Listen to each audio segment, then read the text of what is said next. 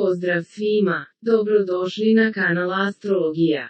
Mjesečni horoskop za rođene u znaku Ovna za maj 2022. godine. Savjet. U narednom periodu će se pojaviti novi izazovi na polju posla i ljubavi. Ukoliko pametno reagujete, možete ih iskoristiti u svoju korist. Morate dati sve od sebe kako bi ostvarili svoj cilj. Posao. Početkom mjeseca morate biti kreativni i inovativni kako bi vaši kvaliteti došli do izražaja. Nemojte se opterećavati sitnicama i posvetite se onome što je zaista važno.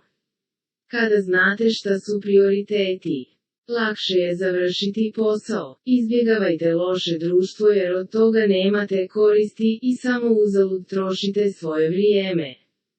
Sredinom mjeseca moguć je početak nekog novog posla. Posao bi trebao biti uspješan. Ali morate shvatiti da ne postoji garancija ni za šta na ovom svijetu. Ukoliko ne probate, ne možete ni uspjeti. Pred vama su neke nove mogućnosti, ali samo ako se budete snašli u novim uslovima. Moguće je da će neko kome ste povjerili svoju tajnu, da otkrije vašu tajnu drugima. Nemojte previše vjerovati drugim jer nisu svi ono za šta se predstavljaju.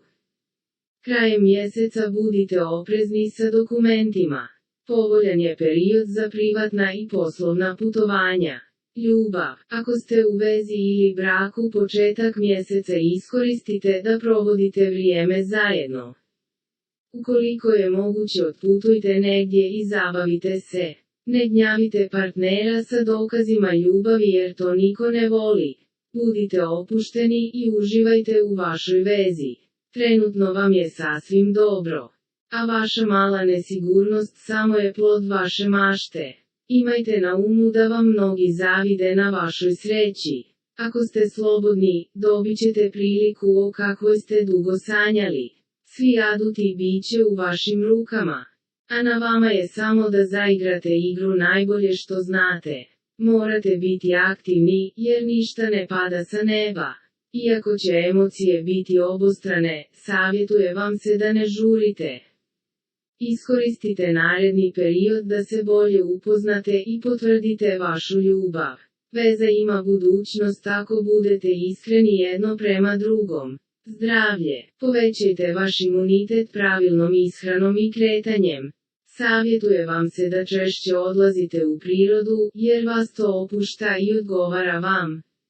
U drugoj polovini maja bit ćete osjetljivi na stres. Posvetite više vremena sebi, posao neće pobjeći. Krajem mjeseca budite pažljivi u saobraćaju. Hrana. Preporučuje vam se da izbjegavate prekomjernu hranu i piće. Izbjegavajte masnu hranu, jedite piletinu i ćuretinu. Hvala svima na posjeti. Pratite i lajkajte samo ako uživate u videima. Vidimo se uskoro.